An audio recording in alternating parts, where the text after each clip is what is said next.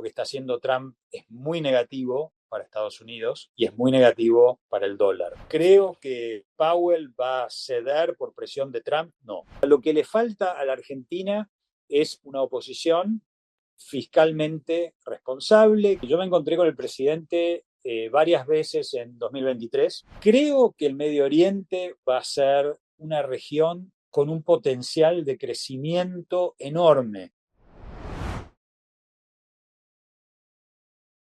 Buenas tardes a todos, bienvenidos a un nuevo encuentro de mercado. Hoy nos va a estar acompañando Alberto Hades, abogado recibido de la UBA, economista recibido de la Universidad de Harvard, más de 30 años de trayectoria, pasó por los bancos internacionales más reconocidos que escuchamos todos los días, Goldman Sachs, Citi, Bank of America, y actualmente se desempeña como director general del fondo NWI, que maneja miles de millones de dólares y que se focaliza en los mercados emergentes, entre ellos Argentina. Así que bueno, te damos la bienvenida. Alberto, muchísimas gracias de nuevo por estar acá y Gracias a por ustedes darnos. por la invitación. No, por favor, No, por por favor. favor. Bueno, con esta introducción, Alberto, primero esta primera parte para conocerte un poquito. eh, contanos en qué momento fue ese punto de inflexión donde decidiste dejar el tema legal de abogacía y dedicarte a lo que fue la economía, las finanzas. Eh, Mira, la verdad es que siempre tuve dudas sobre la abogacía. Yo empecé Ah, la carrera de abogacía en el año 83. mm, Yo terminé el secundario en el 82, en el 83 empecé la carrera de abogacía. sí, Todavía no existía el ciclo básico en esa época. En la UBA no existía el ciclo básico, entonces vos mm, entrabas directamente a la carrera, a la que entrabas, hacías un ingreso y entrabas. Y yo enseguida empecé a tener dudas. Entonces me fui un año al exterior, volví, y cuando volví habían introducido el ciclo básico y ahí dije, ¿qué hago? ¿Tengo que volver otra vez de cero a hacer el ciclo básico o termino esto y después veo cómo lo con corrijo? otro. Con otra carrera, con un posgrado. Yo sabía que si uno estudia en Estados Unidos, un posgrado, no necesariamente tenés que haber hecho el grado en la misma carrera. Entonces dije, bueno, Ah, termino la carrera de abogacía y sí, después me voy a estudiar afuera.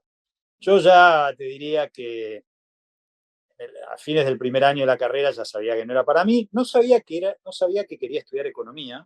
Eso no lo tenía claro. ok.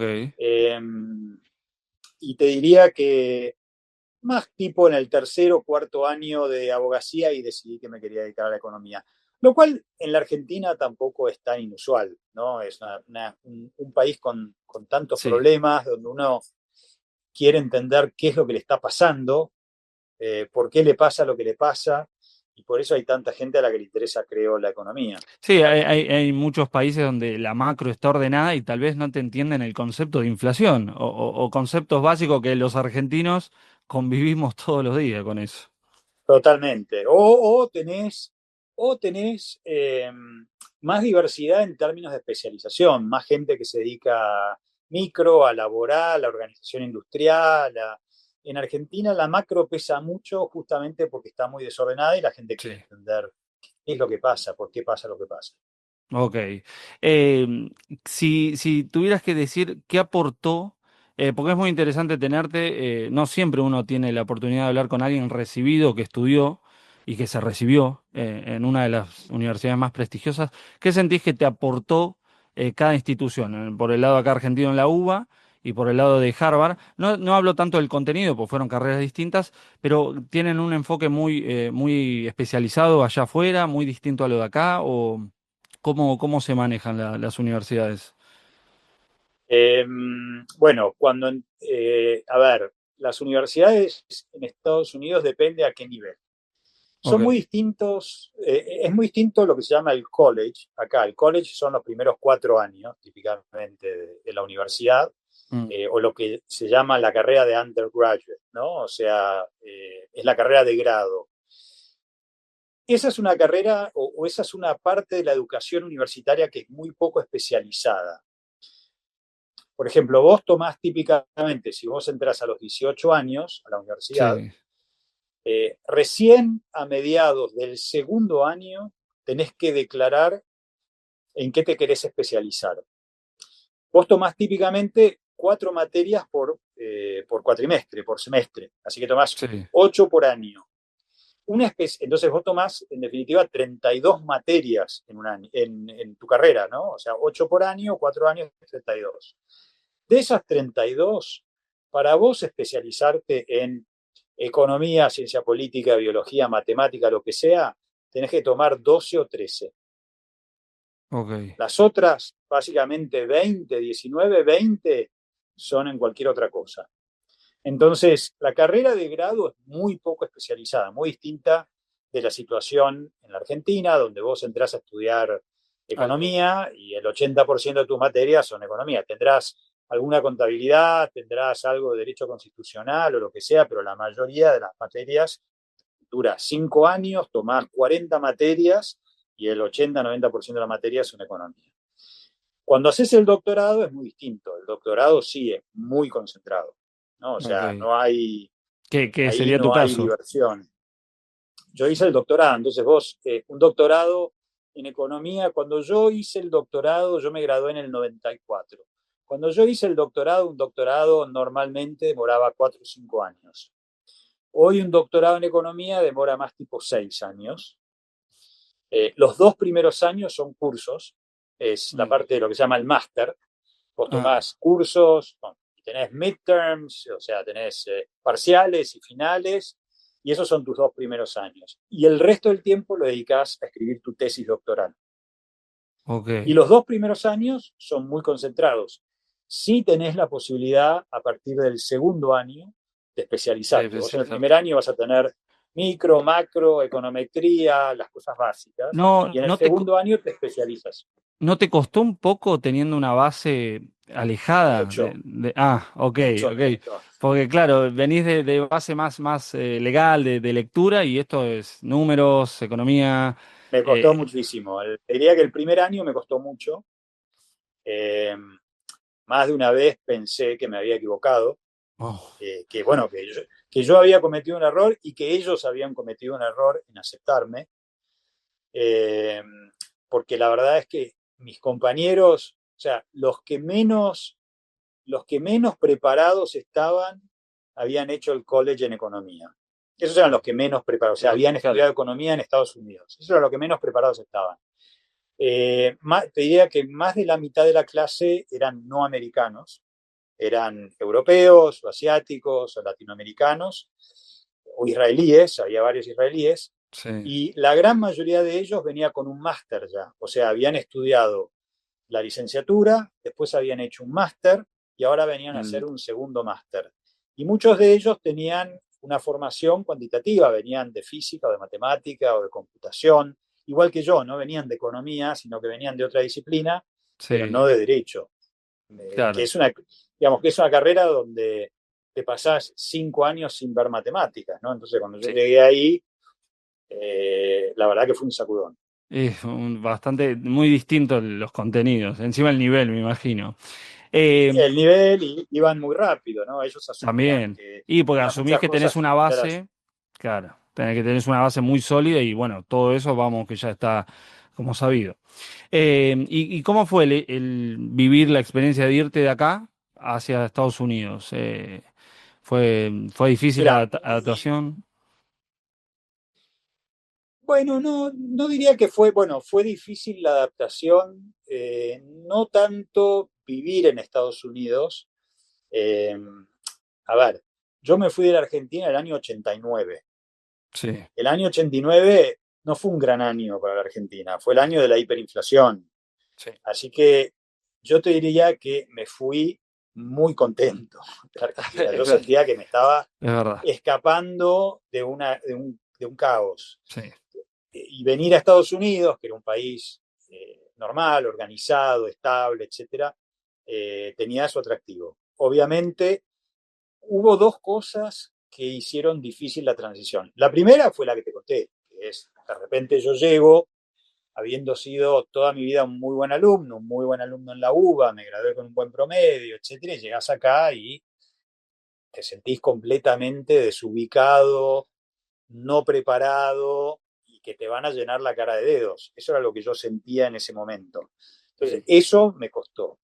Lo otro que me costó fue que, porque yo llegué en el año 89, en medio de la hiper, con un dólar altísimo en la Argentina, vivir acá era carísimo. Sí. O sea, los dólares eran muy caros, era muy doloroso vivir acá. Eso fue lo que me hizo muy difícil, te diría, la transición al principio. Pero las universidades acá lo que tienen muchos recursos. Cuando yo llegué, como te dije, estaba muy mal preparado y al principio estaba totalmente perdido. Pensé que había cometido un error, que ellos habían cometido un error, pero inmediatamente lo que hice fue ir a la oficina digamos, de administración del programa de economía y le dije, mire, yo no estoy listo, no entiendo, no puedo competir. Y me pusieron ayuda especial, tanto para macro como para micro, para que yo pudiera hacer el catch-up con mis compañeros. Y eso me ayudó, la verdad que me salvó, me ayudó muchísimo. Mira, sí, porque bueno, hoy el día lo terminaste y lo lograste, Sí. incluso empezando un poco más atrás que todos tus compañeros. Eso es increíble. Y mencionando ya un poco todo esto bueno, de economía, de finanzas, vos pasaste por los bancos que acá en Bull siempre mencionamos, que se habla de los CDR, de invertir, de los bancos internacionales, Goldman, Citi, Bank of America. ¿Tenés alguna anécdota que te haya pasado ahí? Porque entiendo que vos viviste las .com en Goldman. Sí, Y en el sí, City, en la subprime, en el 2008, ¿no? correcto, correcto. ¿Tuviste Sí. alguna anécdota o algo Mira, así particular? fueron experiencias, te digo, fueron experiencias muy interesantes. Goldman es un lugar muy peculiar. Era un lugar muy peculiar. O sea, sigue siendo un lugar peculiar, pero cuando yo entré a Goldman directamente desde el doctorado, que fue en el año 94, Goldman todavía era un banco privado. O sea, había muchos de estos bancos ya habían hecho su IPO, eran bancos públicos. Goldman seguía siendo un banco privado y tenía una cultura muy particular, porque tenía socios que eran dueños del banco y se comportaban de esa manera, ¿no? Que es muy distinto, diría, que en un banco que es una empresa pública, un managing director, que es un empleado del banco, y bueno, tiene algo del stock del banco, pero esta gente eran, no sé, 200, 300 tipos que eran dueños del banco. Y Claro. había una cultura muy, muy no quiero decir patrón de estancia, pero más o menos. O sea, este es mi banco, este es mi negocio dentro del banco, vos trabajás para mí. Eh, y era un ambiente muy motivado, muy energético, muy dinámico, se aprendía muchísimo, con gente realmente top, top. O sea, entrar a Goldman era muy difícil, te hacían muchísimas rondas de entrevistas, o sea, tenía una reputación de ser un lugar muy difícil de Me entrar imagino, y sí. también de sobrevivir y fueron años realmente donde yo aprendí muchísimo de gente muy inteligente, tanto que al segundo año de Goldman, otro banco muy grande y muy bueno se me acercó para hacerme una oferta laboral para trabajar en un grupo más chico donde yo iba a ser el economista de ese grupo. Sí, Había varios economistas, pero era lo que se llamaba un prop trading desk, o sea, realmente era un trading desk que tomaba riesgo para el banco. ok. Y yo decidí no ir porque quería seguir aprendiendo, porque realmente en Goldman tenía gente, o sea, por ejemplo, la persona que era mi jefe, Paulo Leme, un brasileño que hablaba muy bien castellano, había pasado 9 años en el Fondo Monetario, Oh, y realmente él me enseñó muchísimo.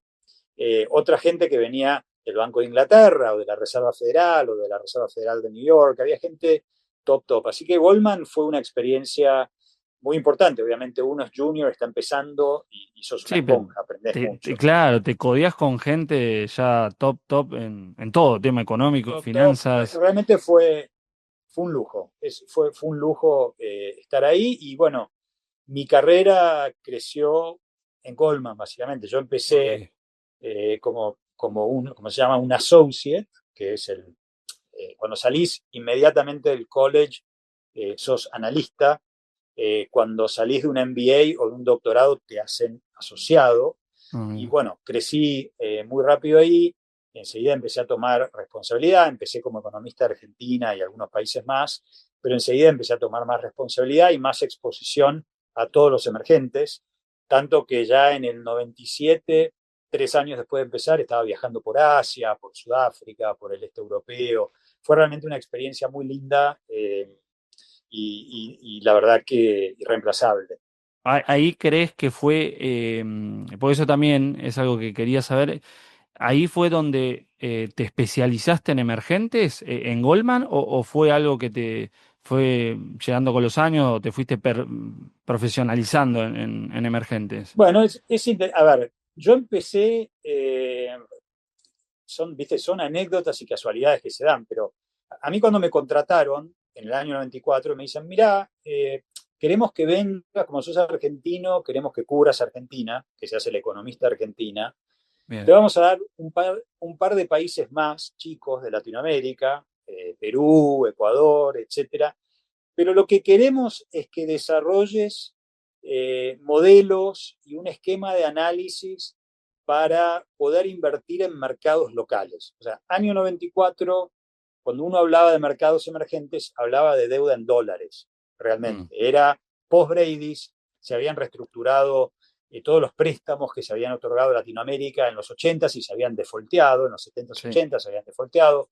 Lo que quedaba era deuda en dólares y recién ahí empezaba a emerger la deuda en moneda local, Ok. ¿no? O sea, en pesos, en reales, en lo que fuera. Entonces me contratan para eso y enseguida pega el tequila. Sí. Y al pegar el tequila me dicen, olvídate, ahora Argentina puede volcar, porque te acordás que Argentina casi vuelca en el tequila, bueno, no te acordás vos, porque probablemente, No, sí, sí, no sé si pero estabas en Jardín de Infantes, pero lo has estudiado. Eh, y entonces me dicen, enfocate en Argentina. Y después, cuando la cosa se normaliza en el 96, 97, ahí, más que especializarme en emergentes, que ya estaba medio especializado en emergentes, me especializo en lo que se llama estrategia. O sea, vos tenés gente, en los bancos tenés gente que hace economía, que son sí. especialistas en seguir un país o un número determinado de países, tienen que hacer pronósticos de crecimiento, de inflación, de balanza de pagos, de resultado fiscal, tienen que seguir las elecciones, etcétera. Y después tenés un grupo de gente que hace estrategia, o sea, toma la visión y los pronósticos de los economistas, toma algunas otras herramientas más, modelos cuantitativos, posicionamiento, flujos, etcétera, y genera estrategias de inversión.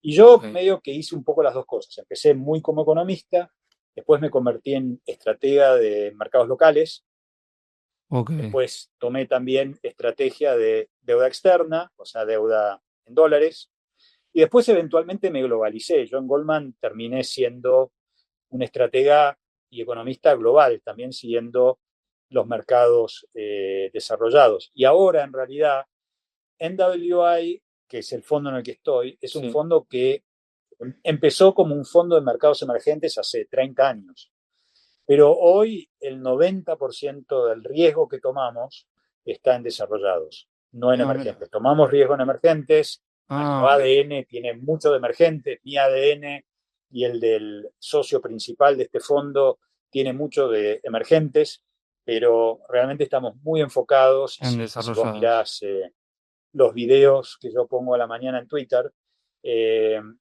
básicamente hablo de Estados Unidos, de Europa, de Japón, o sea, ese realmente es Hades el era foco fundamental. tu Twitter, ¿no? Adesalb, Adesalv. Adesalb. Ahí está. Genial, genial. Em, y ya para cerrar esta etapa y después nos metemos con las consultas más de la actualidad. ¿Qué consejo, qué sugerencia le darías a un joven que recién está arrancando? Acá en Bull tenemos, la verdad que una segmentación de jóvenes muy grande que se están interesando un poco por todo lo que está pasando hoy en día, ¿no? Pero ¿qué sugerencia o qué recomendación le podrías dar a alguien que recién está empezando? Que recién está empezando, o sea, Sí, ya con el mundo. terminó de estudiar Claro, está empezando alguien a trabajar. que abrió una cuenta en algún broker y empieza, que tiene más hambre de aprender que capital, porque recién está arrancando, digamos, el mundo laboral y conocer, digamos. Te diría dos recomendaciones. Una recomendación es, no sé la verdad qué es lo que pasa en Bull en términos de trabajar desde la casa o ir a la oficina. Yo para la gente que está empezando creo que es muy importante ir a la oficina e interactuar con gente, interactuar con tus colegas, interactuar con tus jefes. Creo que eso es muy importante. Se pierde mucho no yendo a la oficina. Sé que a veces es más cómodo, el viaje es un plomo, etcétera, pero creo que eso es muy importante y es una diferencia enorme Sí. entre mi generación, donde no existía trabajar desde la casa, y la generación post-COVID. Esa es una recomendación. La segunda recomendación es, este es el momento para enfocarte menos en lo que estás ganando y más en lo que estás aprendiendo. Porque este Me es, este es gusta. el momento realmente de aprender.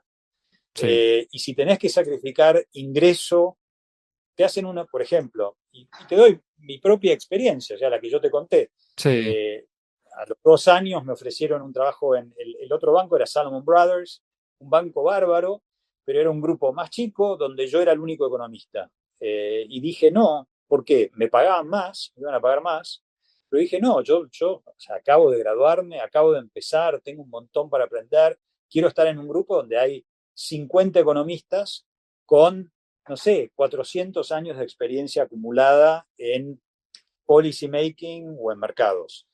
Creo que para alguien que está empezando lo que hay que privilegiar es el aprender. aprendizaje. Excelente, sí, sí. Ya va a haber tiempo para hacer capital. Exacto. Primero aprendiendo. Y nosotros acá en Bull tenemos una sección de, bueno, de educación financiera, videos, aconsejamos libros y demás. Tengo entendido que vos tenés libros. Eh, si querés contar un poco, cuántos tenés, 3 tomos, entiendo. Eh, Acabo de publicar, o sea, en general, durante mi vida académica, publiqué papers, que es lo que uno, o sea, ensayos ok, para, digamos, para revistas especializadas. Después, en toda la época en que trabajaba en bancos, tenía que publicar weekly, monthly, sí. ese tipo de cosas. Eh, Más recientemente he publicado notas de opinión y ahora me he puesto, bueno, hace un tiempo que vengo trabajando ya en un libro que inicialmente era un tomo, que se llama Economía Conversada, Sí. y eventualmente se publicó como 3 tomos. El primer tomo es de microeconomía, el segundo tomo es de macroeconomía y el tercer tomo es de economía internacional. Es una introducción completa a la economía que probablemente te va a llevar un año leerlo, o sea, es el curso de economía del primer año de la carrera, pero lo que tiene de distintivo, y eso fue lo que yo quise hacer, lo que tiene distintivo es que no tiene matemáticas, no tiene apenas algunos capítulos, mira que tienen los 3 tomos combinados de tener 1200 páginas, apenas algunos capítulos muy cortos tienen alguna que otra ecuación. Mi idea era explicar la economía para la gente que quiere aprender economía, pero que abre un manual, ve 2 ecuaciones, Tienes o ve gráficas, o ve y las tablas, y plazas. dice, no, ya ni me acuerdo, no, yo no puedo aprender economía. Y cuando vos hablas con los economistas, en general, te dicen, no, bueno, sin matemáticas, ¿cómo explicas las cosas? Y mi argumento fue, escúchame, hace 100 años abrís un libro de economía que se publicó hace 100 años y no había matemáticas. O sea, abrís un libro de Keynes y no hay economía, no hay matemáticas ahí. Abrís un libro de Adam Smith y no hay Tampoco. matemáticas. Y estos tipos podían explicar y desarrollar el razonamiento. Entonces, es más difícil. Muchas veces una página la podés resumir en una ecuación, por eso es tan largo el libro, Claro. parte. Pero mi desafío era para la gente que son políticos, periodistas, historiadores, estudiantes de secundaria, abogados, que quieren aprender economía, periodistas, perdón, periodistas creo que lo mencioné ya, empresarios, pero quieren aprender economía, pero no lo pueden hacer porque se bloquean con las matemáticas. Bueno, este es el recurso utilizado. Me, Lo me publiqué parece. el Sí. jueves. Ah, este jueves, o sea, es reciente, el El último. jueves salió, sí, sí, acaba de salir, sí. Ok, me parece excelente porque la verdad es que hay muchas veces que la gente piensa que la economía es algo ajeno y demás, pero es algo diario, es una interacción social prácticamente, y que lo intentes hacer ameno para la gente que no le gustan los números, no le gustan las ecuaciones, es excelente porque, repito, la economía está todos los días, la vivimos todos los Exacto. días. Así que eso, la verdad, me parece excelente para quien quiera empezar o aprender o, bueno, después ir profundizando. Eh, ya ahora vamos con el tema de, bueno, la actualidad, ya vamos un poquito más técnico, más específico. Y la primera pregunta que te hago, Alberto, es, ¿cómo ves vos el mercado global con el tema arancelario y el conflicto de Medio Oriente? El de Medio Oriente un poco se calmó, se podría decir, después de la operación militar que hizo Estados Unidos, pero igual sigue siendo un riesgo latente, pero sí lo arancelario está más en el día, ¿no? Este fin de semana tuvimos algunas actualizaciones por Trump. ¿Cómo vos ves el mercado global con respecto a esto? Bueno, son decisiones de política que están desarmando el esquema de comercio y de globalización que se viene dando desde hace, no sé, o sea, por lo menos desde el año 2000, cuando China ingresa al WTO, podrías decir desde el año 89-90, cuando cae el muro y se incorpora a la economía global, digamos, a la economía occidental, lo que era el bloque comunista, y si no, desde antes, con todas las rondas de la Organización Mundial de Comercio, que fue bajando aranceles y liberalizando el comercio. Esto realmente es un golpe muy duro contra la globalización, contra la eficiencia, contra las cadenas globales de suministro, y va a tener consecuencias, creo, para el crecimiento global, y para el dólar también. O sea, yo creo que lo que está haciendo Trump es muy negativo para Estados Unidos, y es muy negativo para el dólar. Eh,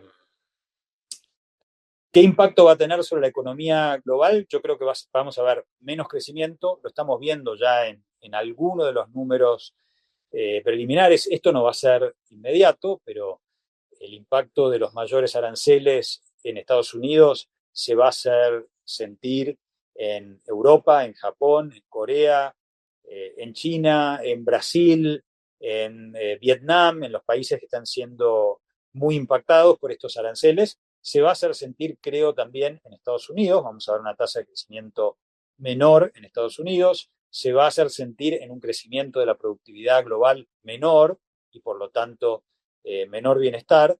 Y en el dólar en particular, yo creo que ya estamos viendo un proceso gradual de diversificación, donde Estados Unidos era, y los activos norteamericanos eran los activos para estar sobreexpuesto. O Sí. sea, cuando uno pensaba en el fondo de pensión típico europeo o asiático o australiano, estaban todos lo que se dice overweight Estados Unidos, o sea, tenían una posición mayor a la que correspondía a Estados Unidos en función de los índices, porque estaban positivos, porque creían que era el mercado accionario, el mercado de bonos, la moneda a la que iba a estar expuesto. Y muchos de ellos han acumulado mucho activo en dólares. Y yo creo que en parte lo van a ir reduciendo en el tiempo y en parte lo van a ir hedgeando, o sea, reduciendo la exposición al dólar, por ahí no vendiendo los activos, pero reduciendo la exposición.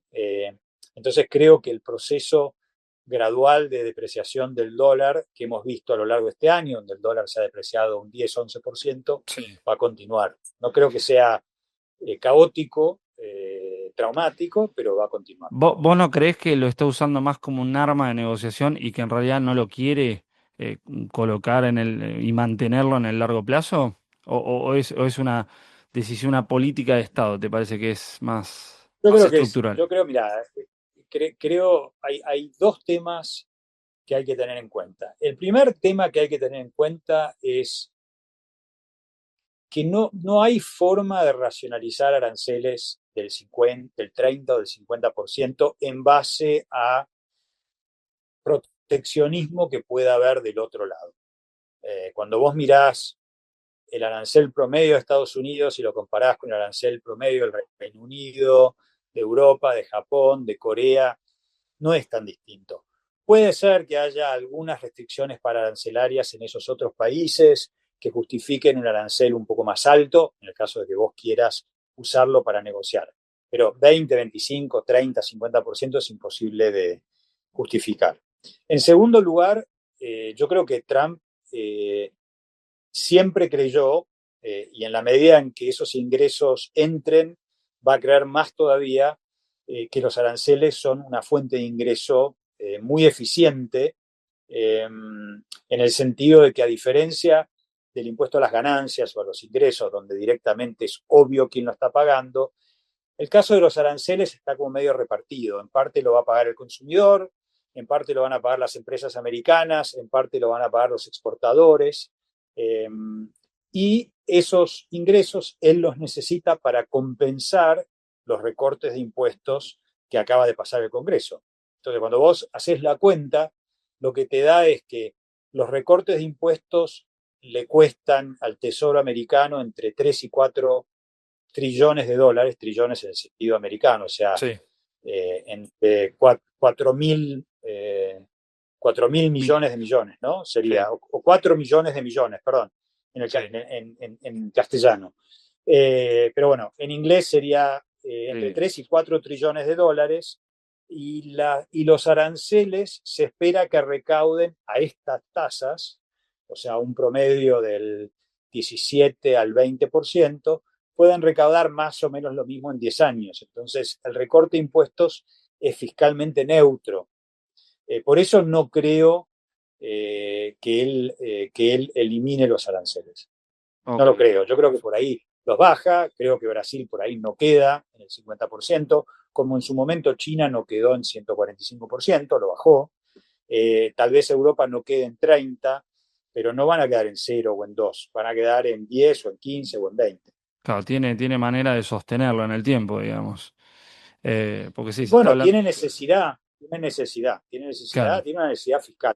O sea, antes de bajar impuestos con lo que se llama el One Big Beautiful Bill, antes de bajar impuestos ya estábamos corriendo a un déficit del entre 6 y 7% del PBI.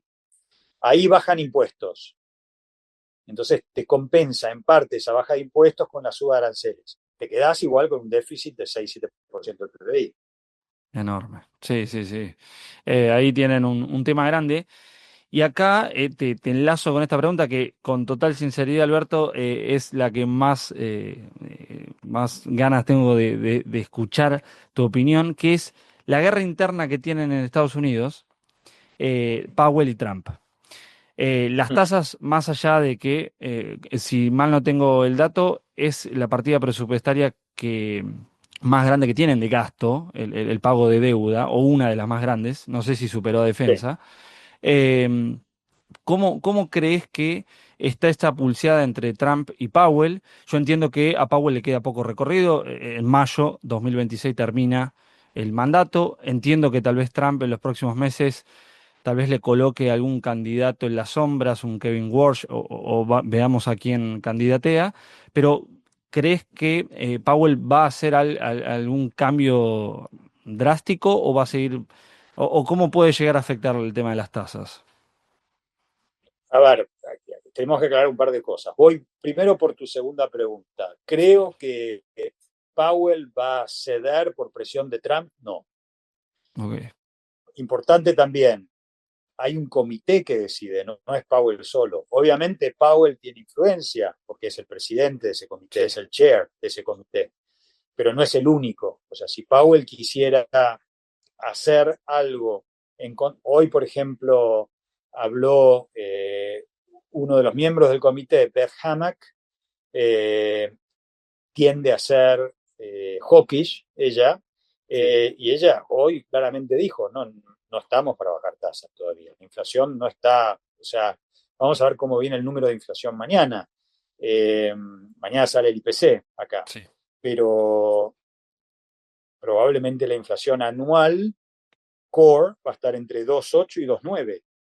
O sea, el target es 2.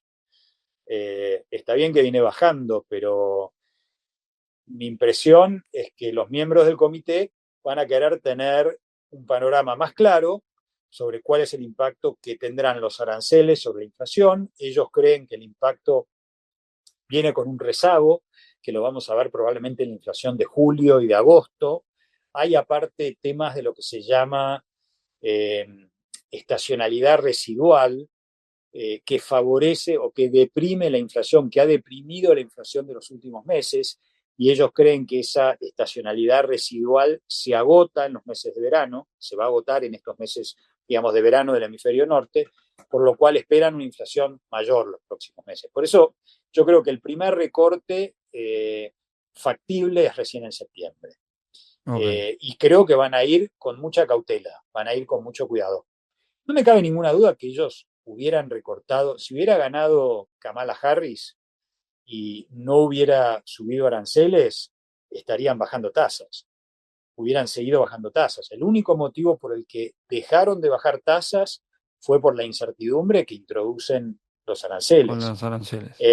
Así que no creo que tenga un impacto sobre Powell, y como te digo, decide un comité y Powell tiene influencia, pero el comité, te diría, salvo un par de miembros, eh, Michelle Bowman y Chris Waller, que los dos dijeron que creen que estarían abiertos a bajar tasas en julio, el resto ha dejado bastante claro que hay que esperar. Para tal vez la reunión de septiembre y encima se habla tal vez de 25 puntos básicos, o sea, algo No, no, claro, sí, sí, sí. cautela y Sí, demasiado leve. sí, a menos, digamos, a menos que tengamos un shock o muy malos números de actividad que justifiquen, números Sí, de empleo muy malos que justifiquen bajar más rápido. una Pero recesión técnica. la inflación, digamos, si la inflación se estabiliza, cae un poquito, yo creo que van a ser muy cautelosos en la baja de tasas. Porque nosotros hoy, prácticamente en Argentina, hace 2 años atrás, con un riesgo país casi de 3.000 puntos, la decisión de tasa en Estados Unidos es relevante, pero no ponderaba tanto a la hora de refinanciarnos. Hoy la ponderación es casi un 40 y pico por ciento de nuestra tasa de refinanciamiento en el exterior y por eso hoy sí se le pone un ojo a las decisiones que está tomando Estados Unidos. Ojalá que Bueno, controlen ahí y... te quiero hacer Sí. dos comentarios adicionales. El primero es que lo que hay que tener en cuenta que por más que vos bajes la tasa de interés, el ahorro en términos de pago de intereses lleva tiempo. O sea, vos tenés que ir refinanciando. La deuda no es toda overnight, Claro, que vos bajaste la tasa y toda la empezás a pagar una tasa más baja. Entonces, la madurez promedio son 7 años, una cosa así. Lleva bastante tiempo hasta que empezás a refinanciar la deuda a tasas más bajas. Punto ok, número uno. Eso, asumiendo que la baja de tasas sea bien tomada por el mercado y por lo tanto no te caiga solamente la tasa de la Reserva Federal, sino que toda la curva te claro, caiga. Pero suponete que Trump lo obliga de alguna manera a Powell a bajar tasas o lo reemplaza a Powell y pone a alguien que toma una decisión de bajar tasas, aunque no esté justificada. ¿Qué es lo que va a pasar ahí? Ahí la curva se te va a empinar. La parte corta de la curva va a caer, los rendimientos en la parte corta de la curva van a caer, pero probablemente los rendimientos 5, 10, 30 años van a subir. ¿Por qué? Porque el mercado va a descontar más inflación. El mercado va a descontar, estos se están equivocando, están tomando una decisión política, no económica, están bajando tasas eh, sí, antes de lo que deberían bajar las tasas, o sea, no se están apurando, y por lo tanto el mercado te va a descontar tasas más altas en 5, 10, 20, 30 años. El costo del financiamiento te va a subir, no te va a caer. claro, en la curva larga. Claro, te ¿Entendés? puede salir el tiro por la culata. Todo lo que vos financies más allá de 2, 3 años, te va a salir más caro. probablemente. Entonces, obviamente esto es algo que Trump no termina de entender, nadie se anima, la gente que lo rodea no se anima a Claro, explicárselo. eso te iba a decir porque Lo es peor que puede hacer es obligarlo a Trump, es obligarlo a a Powell a Powell. bajar tasas. Claro, eso te iba a decir Es porque lo está peor que puede hacer. convencido estás mal, lo ha dicho explícitamente, 250 puntos básicos que quiere bajar, pero bueno, puede causar algún miedo, alguna incertidumbre más grave Y que... él tiene, la verdad, él tiene toda la lógica al revés. O sea, él es un tipo que te dice, la economía está booming, la inversión está booming, la plata está entrando, hay que bajar tasas. La bolsa está subiendo, obvio que hay que bajar tasas. No, o sea, es al revés. Si la economía está booming, la inversión está booming, los flujos de capital, no tenés que bajar tasas. Por ahí la política monetaria está muy laxa. En realidad, si vos tomás, por ejemplo, Goldman tiene un índice de condiciones financieras, donde combinan tasas cortas, tasas largas, el dólar, etcétera, una cantidad de factores que ellos resumen en un indicador que captura la medida en la cual las condiciones financieras apoyan o no apoyan la economía. Bueno, esas condiciones financieras hoy están casi en el nivel más laxo de los últimos 12 meses. ¿Por qué? Y porque te subió la bolsa, el dólar se depreció, una cantidad de factores que le dan apoyo a la economía. O sea, si algo, y de esa manera lo ve Powell, al margen del tema de la incertidumbre que tenés por los aranceles, ellos lo que ven es una economía sólida, que no necesita que le bajen la tasa de interés. Claro. Sí, sí. Pasa que no crees que estos niveles de tasa, si mal no recuerdo, estamos a niveles parecidos cerca del 2008, 2007. ¿No crees que ya se hace perjudicial para las cuentas públicas de Estados Unidos? No están... Sí, tiene un impacto. Definitivamente tiene un impacto. O sea, el pago de intereses es importante, pero como te digo, el pago de intereses, aunque bajes tasas hoy, Claro, tarda en hacer el la efecto. cuenta de intereses va a ser alta varios años. Claro. Muy Porque ya- gradualmente va a bajar. Y para el momento, andás a ver, para el momento que empiece a impactar, la economía puede estar en otro lado. en otra situación completamente distinta, claro. Tiene todo el sentido del mundo eso. Y en este contexto, ¿no? De tasas y demás, nosotros a veces acá en Argentina nos sesgamos, miramos mucho lo que pasa acá en Argentina, obviamente, y si no Estados Unidos. Pero si tuvieras que mencionar o poner algún ojo, mirarlo de reojo a algún país emergente aparte de Argentina, ¿cuál te parece interesante hoy, ¿no? Con todas las condiciones y demás que estamos viviendo. Está complicado porque varios de los países, porque Trump le está pegando duro a varios de esos países, ¿no? O sea, Sí. le está pegando duro. Argentina no, pareciera que Argentina no. Todavía no he visto que se confirmara lo de eso de que el 80% de los productos Ah, argentinos entrarían a Estados Unidos sin arancel. No he visto la confirmación, vi mucho Twitter y mucho, pero no he visto la confirmación. Pero a Brasil le está pegando, sí. a Sudáfrica le está pegando, a México aparentemente le va a pegar también. De lo que no llegamos a hablar es del Medio Oriente, que vos me preguntaste, Sí. donde creo que está, que me lo mencionaste como un riesgo. Creo que el Medio Oriente va a ser una región con un potencial de crecimiento enorme en los próximos años, Mira. porque me parece que el conflicto que tenías ahí entre Israel y sus vecinos, Israel e Irán, Irán y los países del Golfo, Arabia Saudita, etcétera, era un conflicto que obstruía la cooperación, el intercambio comercial, el intercambio, el flujo de personas, de capital, etcétera.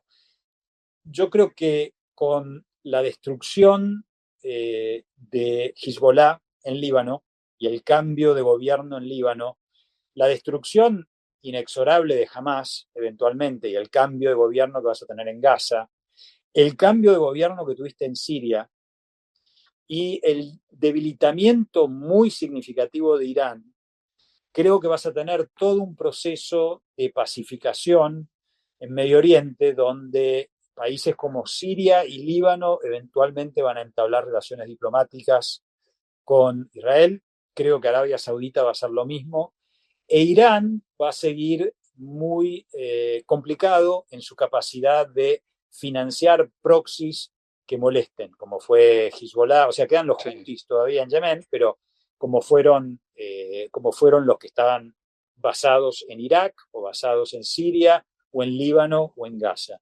Así que yo creo que esa es una región que aparte está muy bien ubicada geográficamente Sí. entre Europa, Asia, Occidente, con muchísimos recursos naturales, con una demografía muy favorable, con un crecimiento muy alto de la población, en general una población joven. Creo que esa va a ser una región del mundo, una zona del mundo que se va a beneficiar muchísimo de lo que fue, si querés, un error no forzado de Hamas y de Irán, que básicamente al atacar a Israel Sí. terminaron generando un cambio en el panorama y en la geografía que va a favorecer muchísimo a la región. Ok, perfecto. Y acá, volviendo un poco allá ahora sí a Argentina, hace poquito no nos pasaron a consulta para ser emergentes. ¿Qué crees que le falta a la Argentina y si lo ves factible en algún momento?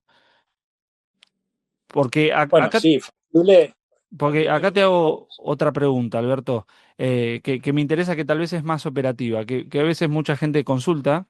Yo estoy en la parte de asesoría, estamos frente a la gente, y muchas veces no se entiende el concepto de cuando hay una recategorización. Yo acá lo que te pregunto es, por ejemplo, el fondo que vos manejás o alguno que hayas conocido, ¿tienen por contrato prohibido invertir en un triple B, en un triple C? O sea, ¿tienen limitaciones? ¿O cómo? El mío no, el mío no, porque el mío es un hedge fund. Ok, Eh, la limitación que tenemos solamente es que tenemos que invertir en activos públicos. O sea, no podemos invertir en crédito privado o private, lo que se llama private equity o venture capital, eso no podemos ok, invertir, solamente tienen que ser activos que se transen públicamente.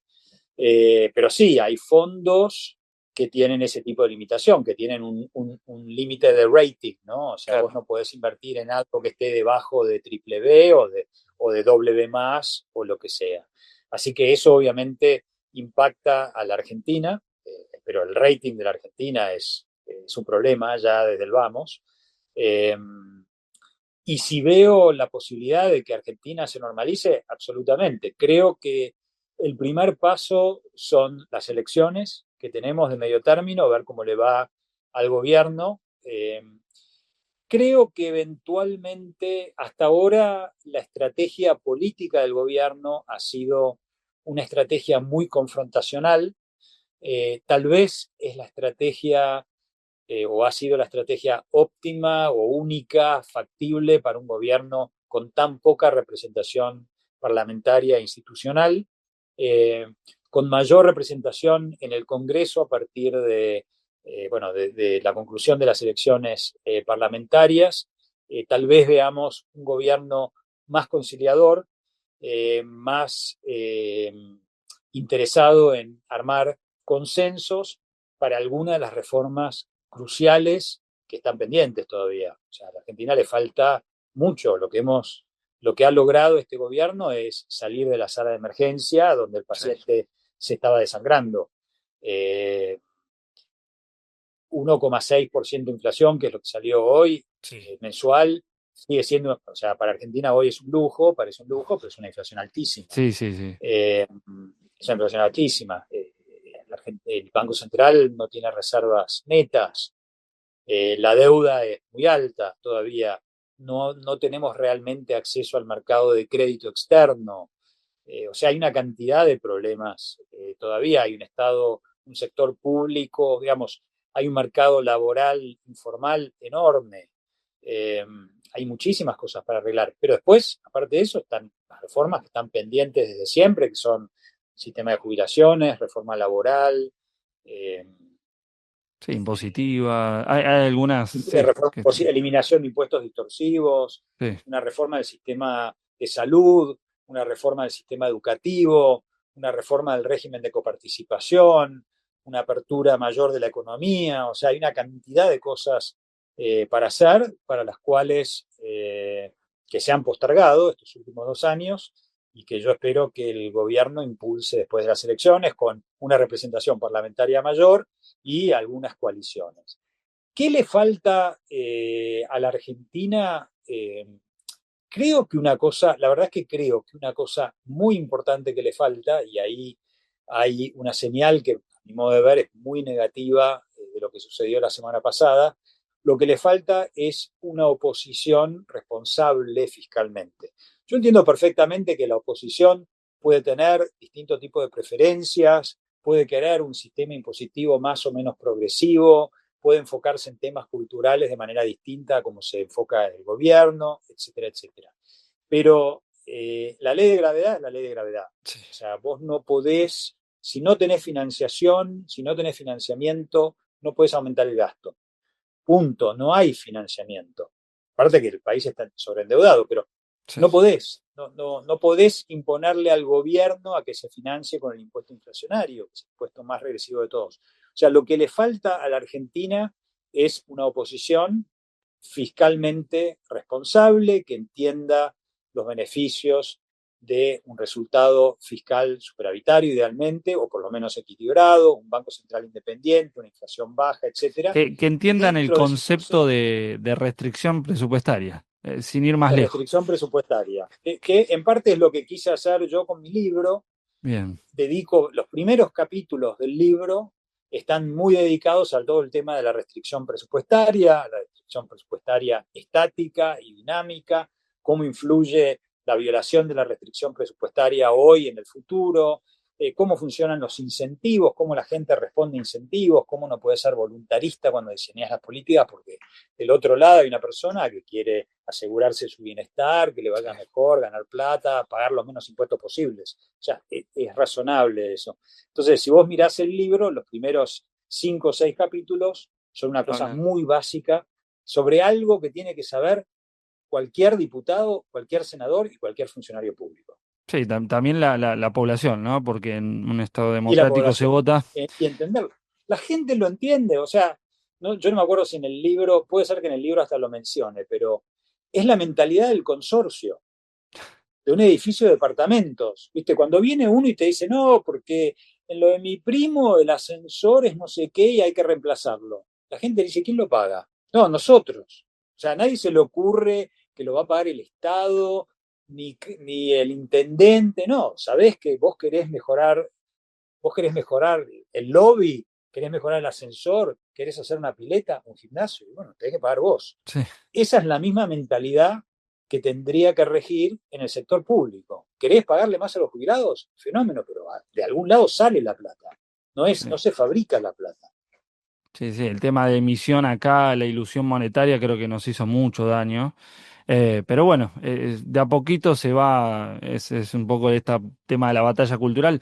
Más batalla cultural también es educación en algunas cosas. No digo que se sepa profundamente algunos temas, pero algunas cosas básicas que se viven en el día a día, ¿no? Vos en tu casa no gastas más de lo que ganas en el trabajo. Pero bueno, Totalmente. se va dando esos cambios. Y hablando un poco del tema de la política de Argentina, vos te encontraste con Milei, con Javier, el año pasado, si mal no recuerdo, finales.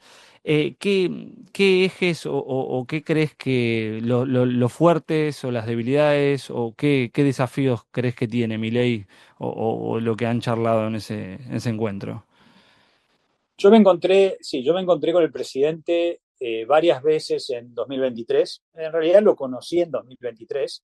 Ah, Me encontré varias veces con él en 2023. Después, el año pasado, él estuvo por acá para la reunión anual de Naciones Unidas y nos encontramos. Bueno, yo creo que lo que tiene el presidente es una convicción absoluta sobre la importancia de la restricción presupuestaria. O sea, es alguien que lo entiende, que no para quien no existe ninguna duda de que es inamovible la restricción presupuestaria. No hay excusas, no hay flexibilidad, no hay margen, no hay nada. Hay una restricción presupuestaria absoluta, tiene una convicción total eh, tiene una convicción total sobre la necesidad de bajar el gasto público y los impuestos.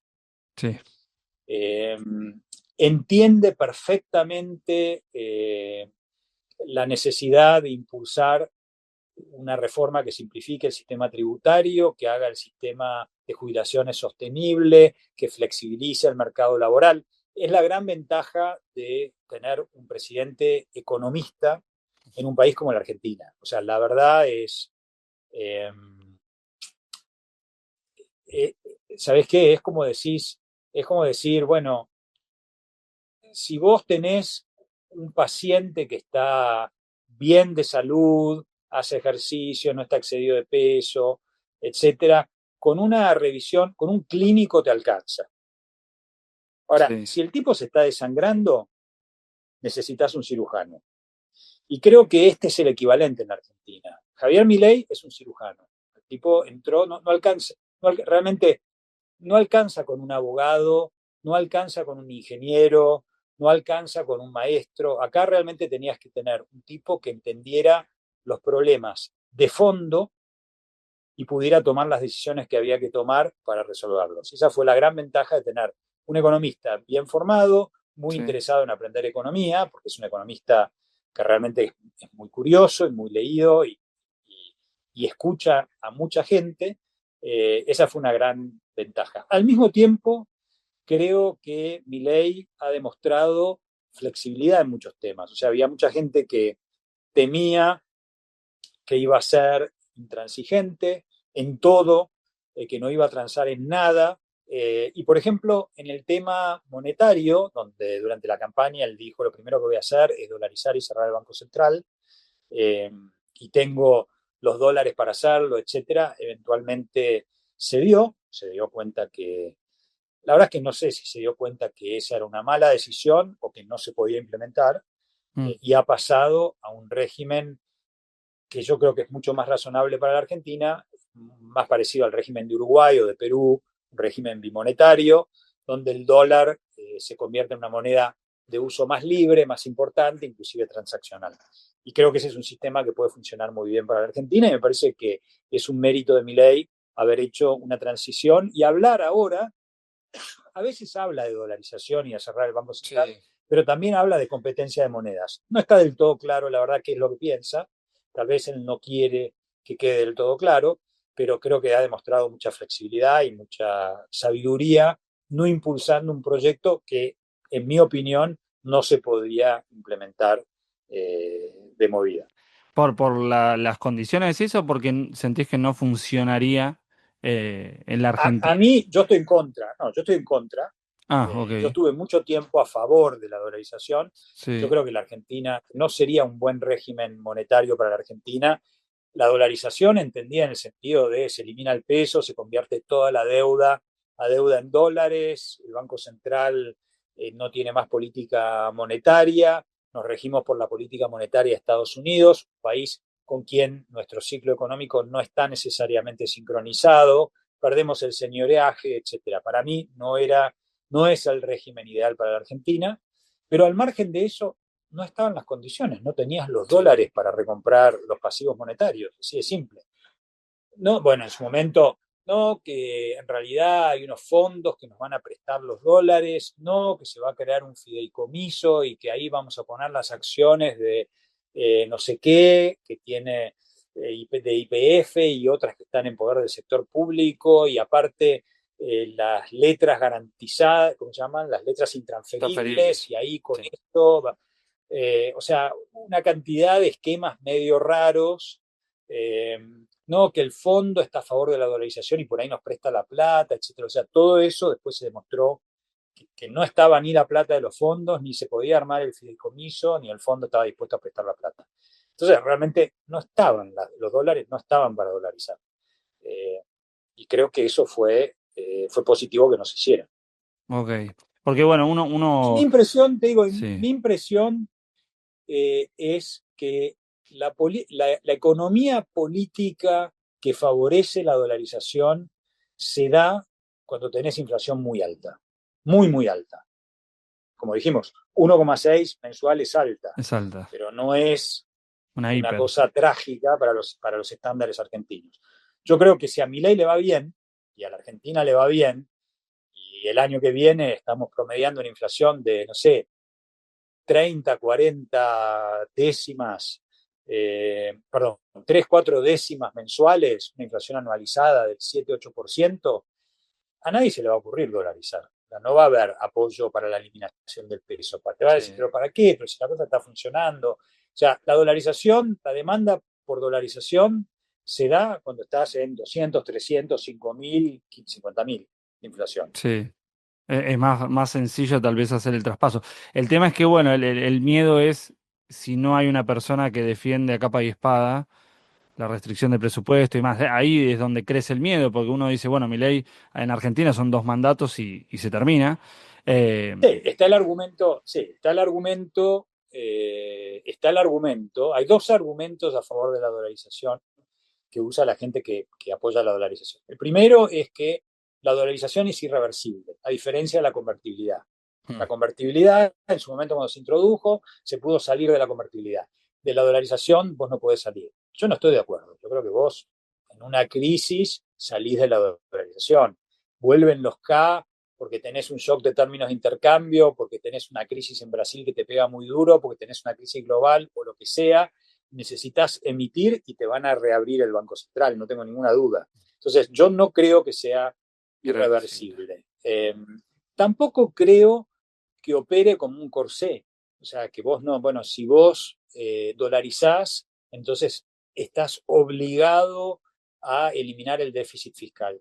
No lo creo, yo creo que si vos dolarizás, por ahí recobrás el acceso al financiamiento externo y te podés financiar en dólares, como ha hecho Ecuador. Ecuador no eliminó el déficit fiscal. O sea, Sí, cuando tuvo una crisis, no revirtió la dolarización, pero la deuda la reestructuran cada tantos años porque se siguen endeudando en dólares. O sea, la restricción presupuestaria no aplica. ok, Te ok. puedes endeudar, no Claro, puedes claro. emitir, te puedes endeudar. No, da igual, claro. Interesante, interesante ese punto. Y bueno, Alberto, para cerrar, si te nombro Argentina, ¿qué es lo que primero se te viene? ¿Cautela, esperanza, expectativas? Más que venimos de algunos meses, hablando en tono de mercado, unos meses bastante fuertes para el Merval, bueno, también los bonos resistieron un poco mejor, pero hay incertidumbre. Que si te menciono Argentina hoy, ¿qué se te viene en la cabeza? Una mezcla, yo te diría, cautela esperanzada o esperanza cautelosa. Ok, Siempre hay que ser cauteloso con Argentina. Argentina ha demostrado ser un país muy peculiar, con una clase política o una parte de la clase política que no terminás de saber si es que no entienden, no quieren entender, no les importa o qué, pero que han tenido una capacidad muy inusual comparada a otros países, una capacidad increíble para causar daño. Entonces hay que ser muy cauteloso. O sea, ¿cómo se desaprovechó, por ejemplo, el boom de commodities que se sí, dio a partir del crecimiento de China? ¿Cómo se desaprovechó eso? ¿Cómo la sí, Argentina, después de bajar la inflación y aún en default en 2003, 2004, 2005, después volvimos a las andadas, otra vez con déficit fiscales enormes, se gastó todo el boom de commodities, no se ahorró? Eh, Hay que ser muy cauteloso. Al mismo tiempo, creo que después de tantas crisis eh, y tanta debilidad del Partido Peronista, porque el Partido Peronista, que es el principal partido de oposición, está muy sí. débil en este momento, hay una esperanza de que una centro derecha haga una política un poco más prudente desde el punto de vista fiscal, que es lo que necesita la Argentina para salir de décadas De de decadencia. mala performance económica. Sí, totalmente, totalmente de acuerdo con eso, Alberto. Así que bueno, Alberto, te agradezco muchísimo, te agradecemos acá desde Bull por esta hora que compartiste con nosotros. Repetime tu Twitter, así te pueden seguir. Pues sé que subís Es, información todos los días. sí, es Adesal, Perfecto. o sea, Ades Alberto, Adesal, Y subo entre las 7:30 y las 8 de la mañana, en general, un video de 6, 7 minutos Ok, eh, sobre cómo vienen, o sea, cómo operaron los mercados. Yo estoy basado en Nueva York, entonces, sí. cómo operaron los mercados en Asia y en Europa, qué es lo que se espera para el día, cuáles han sido las noticias más importantes, y lo subo como video y bullets resumiendo el video. Ok, perfecto, perfecto, Alberto. Bueno, de nuevo, muchísimas gracias. Encantado de haberte Por escuchado. favor, un placer, gracias a vos por invitarme. No, por favor. Así que bueno, muchísimas gracias, Alberto.